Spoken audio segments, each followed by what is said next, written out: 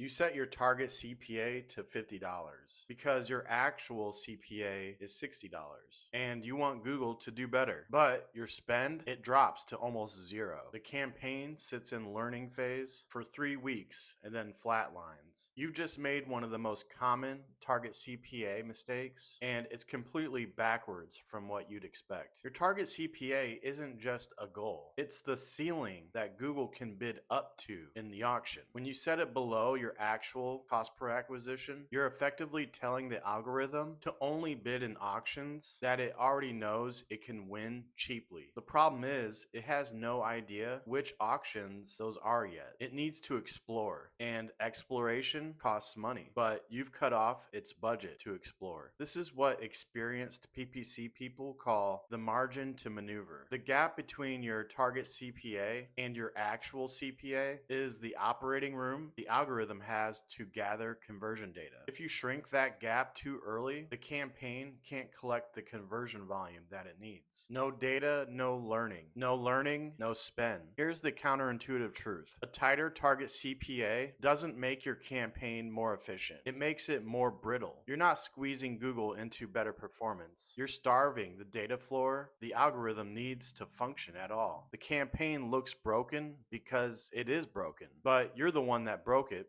by trying to control it too soon. Don't add a target CPA until the campaign has at least 30 to 50 conversions on maximize conversion bid strategy with no target CPA. That's the data floor. You're not wasting money. You're buying the data the algorithm needs to actually hit a target later. When you do add a target CPA, set it to 15 to 20% above your actual CPA. If you're averaging a $60 cost per conversion, your starting target CPA should be around $70 to $72.